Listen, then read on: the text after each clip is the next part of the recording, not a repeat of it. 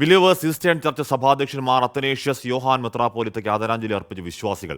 മൃതദേഹം തിരുവല്ലയിലെ believers convention സെന്ററിൽ പൊതുദർശനത്തിന് വെച്ചിരിക്കുകയാണ്. വിവരങ്ങളുമായി MG പ്രതീഷ് ചേരുന്നു. പ്രതീഷ്, എങ്ങനെയാണ് വിശ്വാസികൾ വിട ചൊല്ലുന്നത്? നാളത്തെ സംസ്കാരത്തിന്റെ ക്രമീകരണങ്ങൾ എങ്ങനെയാണ്? ശ്രീ ഡോക്ടർ ജിനു സക്രിയവുമൻ മുന്നോട്ട് കടന്നു വന്ന ഒരു വാക്ക് ഹാഷ്മി, ബിലീവേഴ്സ് ഈസ്റ്റേൺ ചർച്ച് സഭാധ്യക്ഷന്റെ പൊതുദർശനം ഇപ്പോഴും തുടരുകയാണ്. ഇന്ന് രാവിലെ 9 മണിയോട് കൂടിയാണ് തിരുവല്ലയിലെ ബിലീവേഴ്സ് കൺവെൻഷൻ സെന്ററിൽ ഭൗതികദേഹം എത്തിച്ചത്. ആയിരക്കണക്കിന് വിശ്വാസികളാണ് ഇതിനോടകം തന്നെ ഈ സംസ്കാര ചടങ്ങുകളിൽ പങ്കെടുക്കുന്നത്.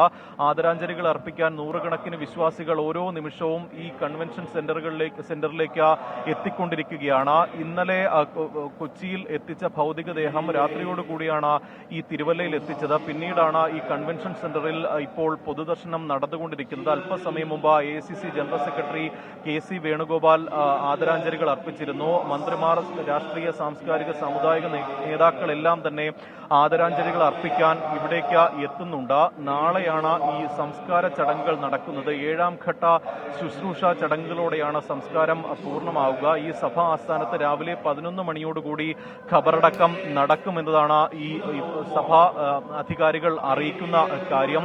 ഈ 17ാം വയസ്സിലാണ് ആത്മീയതയിലേക്ക് KP യോഹന്നാൻ ഇറങ്ങുന്നത്.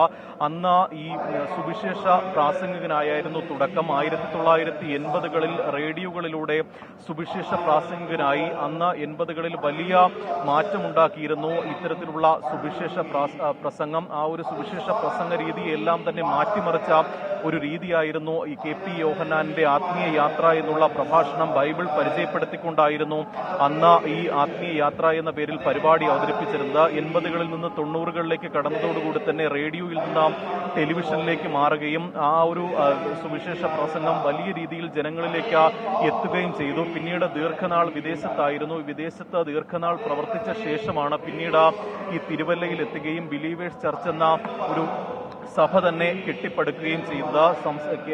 ഇന്ത്യയിലും ഇന്ത്യക്ക് പുറത്തും നിരവധി ശാഖകൾ നിലവിലുണ്ട്. എന്തായാലും ഓരോ മണിക്കൂറുകളിലും ആയിരക്കണക്കിന് ആളുകൾ അന്തിമോപചാരം അർപ്പിക്കാൻ ഇവിടേക്ക് എത്തുന്നുണ്ട്. നേരത്തെ സൂചിപ്പിച്ചതുപോലെ തന്നെ നാളെ ആയിരിക്കും സംസ്കാര ചടങ്ങുകൾ നടക്കുന്നത്. 11 മണിയോടെ ക്രമീകരണങ്ങൾ പൂർത്തിയാകുന്നു. ആയിരക്കണക്കിന് വിശ്വാസികൾ ഒരു നോക്ക് കാണാൻ അങ്ങോട്ടേക്ക് എത്തുകയുമാണ്.